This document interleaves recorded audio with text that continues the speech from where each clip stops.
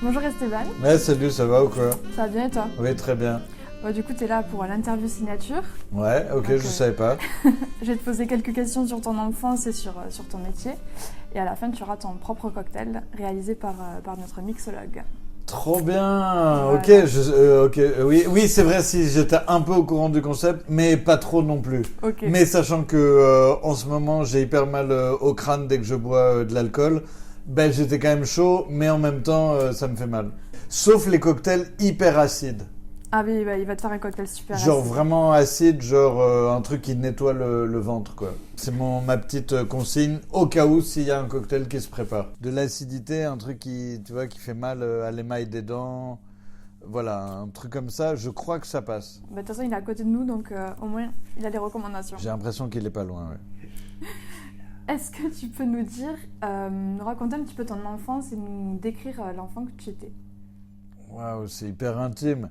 Donc déjà, j'ai passé une partie de mon enfance à Pasadena en Californie. Je crois que j'étais un enfant assez timide.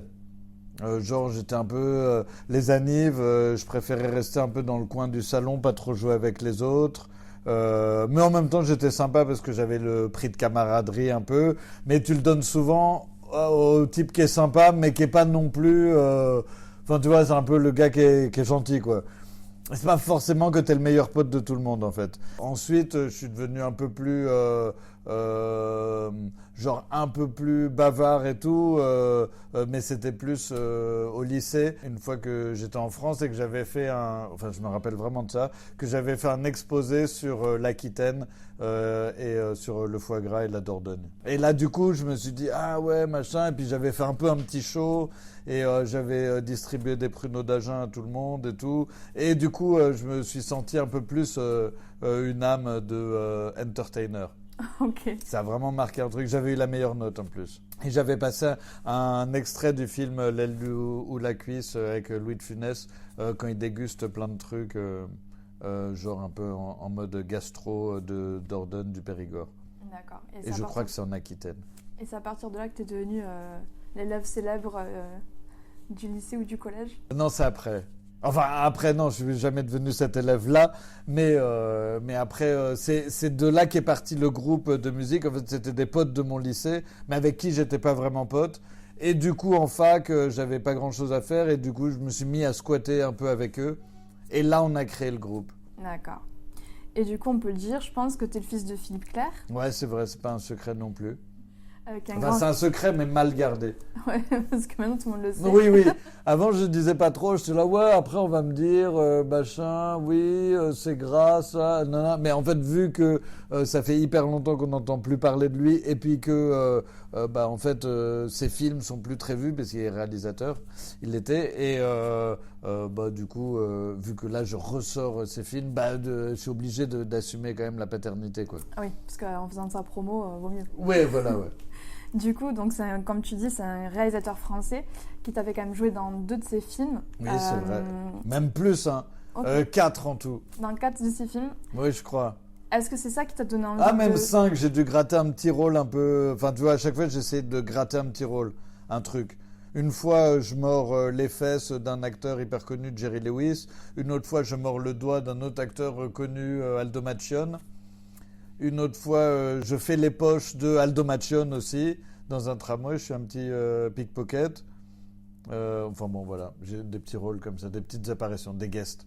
D'accord. Mais du coup, est-ce que c'est ça qui t'a donné envie de devenir comédien? Pas vraiment, mais c'est vrai que, genre, mon père, parfois, quand j'étais petit, on le reconnaissait. Et en fait, je me suis dit que c'était hyper utile. Par exemple, si un flic l'arrêtait, genre, il traversait une ligne blanche, par exemple, ou quoi, et le flic l'arrêtait, il disait, ah, papa, monsieur, sur le côté, nana. Et puis là, bon, il allait se prendre une amende et tout. Et puis il disait, oh, me dites pas que vous me reconnaissez pas. Puis là, j'étais hyper gêné dans la voiture, on était hyper gêné, genre, oh là là, le coup qu'il lui fait. Et puis il tchatchait le flic. Et puis au final, le flic, même s'il connaissait pas mon père, il disait, ah oui, ok, c'est vous, les films. Et puis là, eh ben, il lui faisait sauter l'amende, il lui mettait pas d'amende. Et mon père, toujours, il lui promettait à ce flic qu'il allait lui donner un rôle. Et en fait, jamais il donnait les rôles et c'était hyper gênant. Mais du coup, au moins, il avait jamais d'amende. Et je me suis dit, ah tiens, c'est pratique d'être connu, ou en tout cas de faire style. Tu vas rendre connu des gens, comme ça ils te mettent pas, enfin des flics surtout, comme ça ils te mettent pas d'amende. Donc s'il y a un flic qui se reconnaît là-dedans, sache que t'es pas le seul à t'être fait carotte. Là, je m'adresse à la caméra. Du coup, c'est ça qui t'a donné envie de devenir comédien, ne Je pas avoir d'amende. Ouais, je me suis dit, ah, c'est pratique. Mais même vraiment, quand j'étais petit, je me suis dit, mais quand on n'est pas connu, comment on fait? On a des amendes tout le temps. Enfin, tu vois, je m'étais vraiment dit que ça pouvait être compliqué, la vie, si tu te tapais vraiment des amendes tout le temps. Mais en fait, c'est pas très grave de se taper une amende. Et du coup, est-ce que tu as d'autres petites anecdotes comme ça croustillantes? Celle-là, elle était vraiment croustillante, je trouve. C'est vrai. Et tu joues dans beaucoup de comédies, parce que tu es devenu comédien grâce aux amendes de ton papa. Ouais, voilà. Non, qu'il n'a pas eu. Qu'il n'a pas eu. Qu'il a économisé. Qu'il a économisé. Mais par contre, parfois, on le reconnaissait dans un resto. Et là, il faisait, les restaurateurs, ils faisaient style, ils lui offraient des plats. Donc mon père, vu qu'il était hyper gourmand, il acceptait. Il était là, ah ouais, pâte à la truffe, vas-y, balance. Puis à chaque fois, il s'en sortait avec des additions hyper élevées. Donc parfois, ça peut jouer contre toi. Donc moi, quand dans un resto, on me dit « Ouais, vous voulez pas goûter notre machin, nana ?» je lui demande « Ah ouais, ok, vous me l'offrez ou pas ?» Donc là, ça fait un peu rat, mais au moins, je sais à quoi m'attendre. Tu joues dans beaucoup de comédies parce que tu es devenu comédien. Tu fais souvent des personnages quand même assez loufoques. C'est vrai, on me dit un peu... Ouais, parfois, ma mère, elle me dit « Ouais, tu joues souvent l'idiot du village. » Je lui dis « Non, pas que ça non plus, maman, exagère pas. » C'est vrai. Mais du coup, qu'est-ce que tu aimes dans ces personnages-là, qui sont un peu décalés, qui sont... Déjà, en fait, c'est souvent dans des comédies qu'on me demande de jouer. Ou alors, si c'est pas une comédie, je suis quand même le rôle un petit peu chelou, comique ou décalé. Et je me dis que c'est quand même plus sympa, en fait, les tournages de comédie, parce que t'es quand même dans un mood un peu comique, où c'est sympa, ou vu que tu essayes quand même de faire un film où les gens vont se marrer, l'ambiance est souvent plus sympa, quoi. Et là, tu vas rejouer dans une comédie qui s'appelle Les Boules de Noël. Ouais, c'est vrai, j'ai déjà joué dedans. Et elle sort le 27 novembre. Voilà, très bien. T'as vu comme tu fais ta promo. Ouais, voilà, le lendemain de l'Olympia du 26 novembre, avec les Naive New Beaters. Et du coup, ce film, ça parle d'un couple qui a toujours des problèmes le jour de Noël. Ouais, c'est une famille qui n'arrive pas à passer les 12 coups de minuit, de Noël de minuit, sans qu'il y ait un problème au préalable.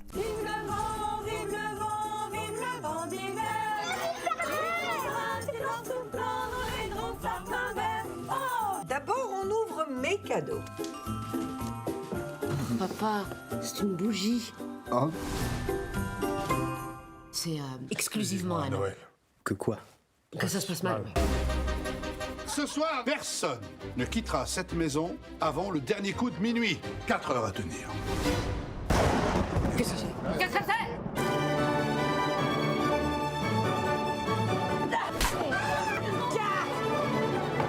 Auguste, non!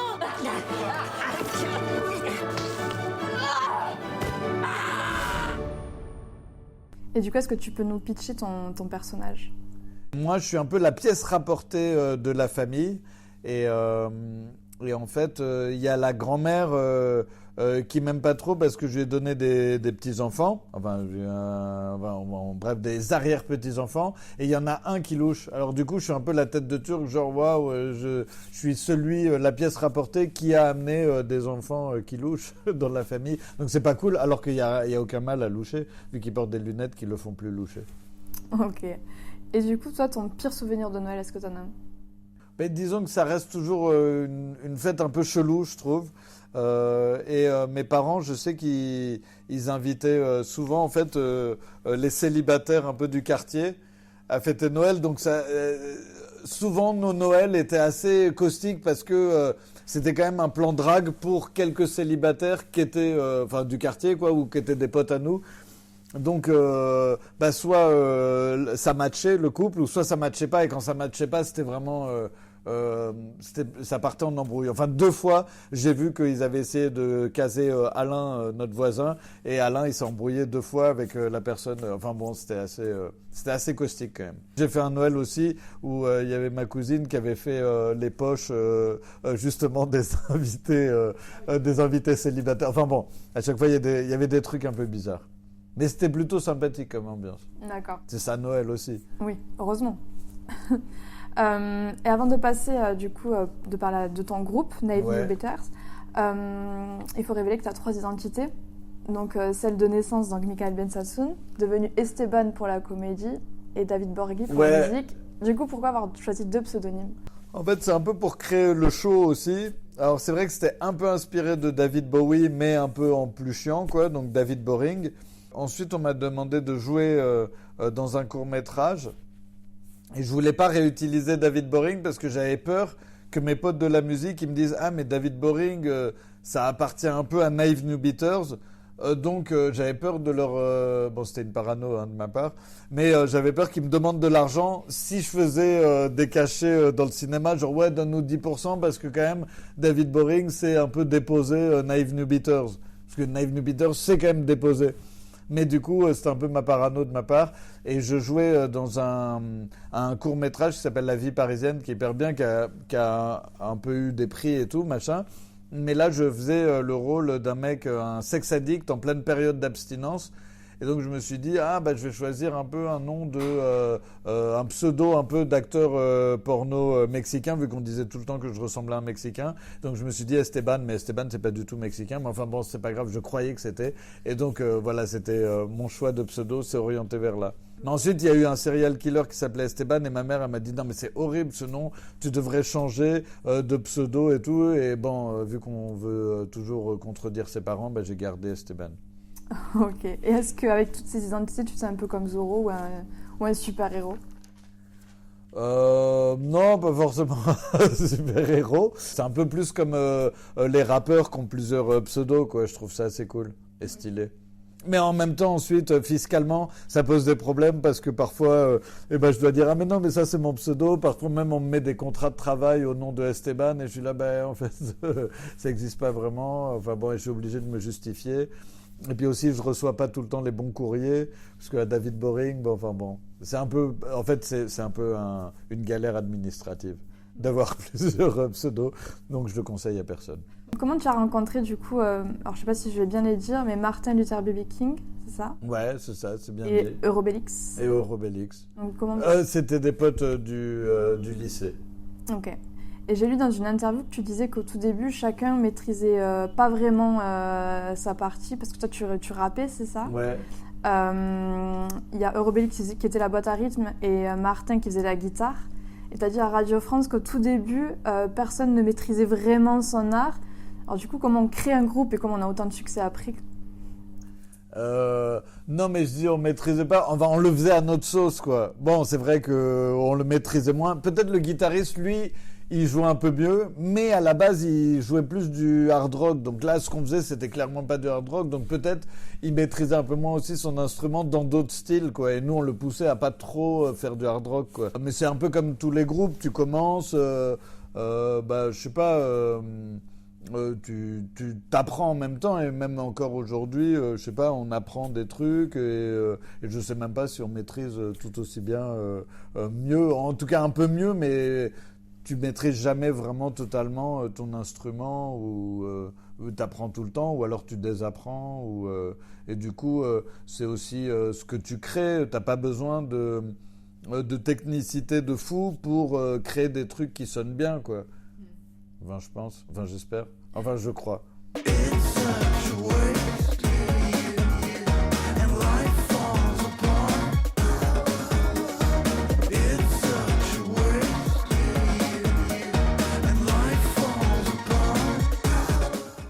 En tout cas, votre musique, elle est super.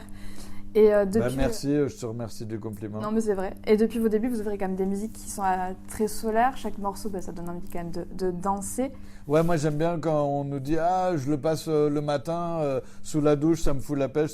Pour moi, c'est un des plus beaux compliments parce que c'est vrai que parfois, le matin, on a un peu la tête dans le gaz et c'est cool d'avoir une musique qui te fout la pêche. Et du coup, on va parler du dernier album. Futurum, ouais, très bien. Excellemment bien placé. Est-ce qu'on peut dire que c'est un peu l'album où vous êtes peut-être le plus amusé ou en tout cas chercher plus de profondeur? Amusé, je sais pas, à le faire, on s'est bien lâché et tout. J'ai l'impression que l'album précédent, il s'appelait Fun Hours, donc c'était quand même un peu plus le fun. Mais bon, c'était le fun juste avant qu'il y ait le Covid, donc en fait on est un peu mal tombé. C'était genre on veut du fun, et puis en fait le monde entier était pas fun, donc c'était un peu moins bienvenu. Mais celui-là, peut-être, c'est un album où on a peut-être expérimenté plus de choses et où on s'est plus lâché chacun, et même lâché entre nous. C'est-à-dire que on était moins les uns sur les autres à dire « Ah non, ça j'aime pas », non. On était plus dans une sorte de conciliation, mais sans l'être non plus. Mais avant, il y avait toujours un ou deux morceaux où un disait « Bon, ok, je veux bien accepter celui-là, mais ça me saoule ». Et puis là, on était un peu plus dans une acceptation, plus à laisser aller créativement les désirs de chacun, et à s'écouter un peu plus tout en se privant de rien, quoi. Je voulais revenir sur un morceau. Alors, excuse-moi pour mon anglais, mais Love Scares. Ouais. Très bon morceau que j'aime qui parle de s'ouvrir aux autres, enfin cette peur de s'ouvrir aux autres. Du coup, ça m'a fait écho par rapport à tes pseudos. Est-ce qu'aussi, quand on est artiste, qu'on a un pseudonyme, c'est aussi se cacher derrière un personnage? Ou quand on est comédien, quand on est artiste? Quand t'es artiste, l'intimité, il y a un truc que t'essayes de préserver parce que c'est ton équilibre aussi, et que c'est un peu ton fonds de commerce aussi, c'est ta personnalité que tu vends. Donc, en fait, ton boulot, c'est aussi livrer un peu de ton intimité, quoi, que ce soit dans des paroles de chansons ou dans, faire une interview, s'exposer.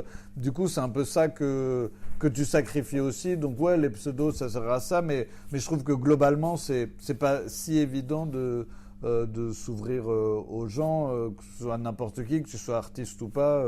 Et moi aussi, j'ai grandi dans un truc où, je sais pas, mes parents, c'est vrai qu'ils me disaient la confiance, de pas l'accorder forcément. Enfin, ils me disaient n'aie confiance en personne. Et confiance en personne. Au global. Donc peut-être que moi, ça me fait une défiance en plus. Ce qui veut pas dire que j'ai confiance en personne, mais ce qui veut dire que je me méfie à chaque fois, quoi. Ça veut pas dire que je suis tout le temps parano, hein, mais je le suis quand même un petit peu. Ça ne veut pas dire que je peux pas me lâcher aussi avec des gens. Donc là, il y a l'Olympia le 26. Ouais, c'est pas faux. Le 26 novembre. Il y a le film, du coup, le lendemain. Le lendemain, boum, on se réveille, on fait l'Olympia, on dort un petit peu, on se réveille et on va voir le film. Donc on peut dire que tu as quand même une belle carrière. Qu'est-ce que tu attends pour la suite? Qu'est-ce que... je me dis, une carrière, je sais pas, mais je me dis toujours, parfois j'invente un peu des proverbes, quoi. Alors par exemple, j'en ai inventé un, c'est il faut savoir transformer son talon d'Achille en talon caché. Et j'en ai un autre où je me dis, il faut se satisfaire de peu, mais désirer toujours plus. Donc au final, ce qui m'arrive, c'est cool. S'il y a moyen de plus, c'est cool. Mais bon, déjà, je suis content. Là où je suis, c'est très bien. D'accord. Et ma dernière question, du coup, je voulais revenir sur tes choix pour le cocktail. Tu as défini ta carrière avec l'acide et le jaune. Pourquoi cette saveur et pourquoi cette couleur? Le jaune, j'avoue que c'est ma couleur préférée. Et je sais pas, c'est la chaleur, c'est l'énergie, c'est le soleil. Et c'est quand même une couleur qui se voit de loin, donc le côté voyant, j'aime bien. Et c'est un peu, je sais pas moi, la vie, quoi, aussi. Et la vie, parfois, elle a ce côté un petit peu acide, mais le goût acidulé, c'est pas qu'une sensation désagréable, je trouve. C'est un peu de pétillant aussi, et voilà, j'aime bien l'acidité. Super. Écoute, on va passer à la dégustation. Oh là là, j'ai hâte. Press eyes.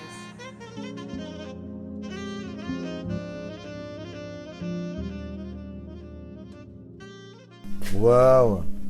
Si. Alors pour ce cocktail, j'ai voulu revisiter un des plats que ma mère me faisait quand j'étais enfant, qui était une salade d'orange. Donc j'ai fait un cordial d'orange, j'ai rajouté un peu de mescal, même si c'était pas prévu, je me suis dit que ça te plairait. Citron, et puis j'ai fait une infusion de menthe, de thé camomille et de zeste d'orange ainsi que de fleurs d'oranger. Tu me diras ce que t'en penses. Santé, j'espère que c'est assez acide pour toi. Et genre ça ressemble à la salade de fruits. Voilà, je me suis inspiré de ce cocktail, de ce plat. Et du coup, j'ai dû l'appeler en renfort. Et donc, j'ai un peu reproduit la recette qu'elle me faisait avant.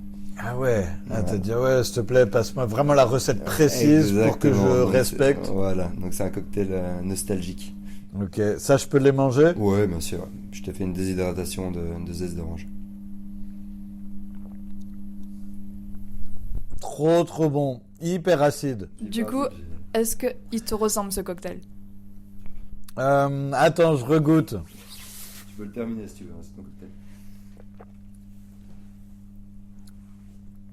Ouais, je crois qu'il me ressemble.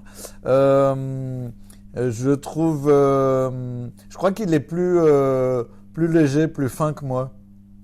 En fait, je crois que j'aime bien quand c'est un peu épais, mais là, j'aime ce côté aussi rafraîchissant. Enfin, enfin, vous voyez ce que je veux dire? Enfin, ça va, j'ai aimé le cocktail. Super. Écoute, je te laisse le déguster. Et puis, merci beaucoup en tout cas pour, Je crois qu'il est vraiment très ta bon. présence sur l'interview. Ouais, je me connaissais pas fin comme ça, mais au final, quand je me désépaissis, c'est pas si mal. J'aime bien parce que c'est un peu long drink quand même. C'est long drink ça, on peut dire. On peut dire Ouais, je crois. J'aime pas ça me stresse les cocktails short drink. Ça m'angoisse quoi. Peur de les boire trop vite. Ouais, peur de les renverser, enfin peur de tout quoi en fait. Ok, super. Merci beaucoup Esteban. Ouais, merci. Chin.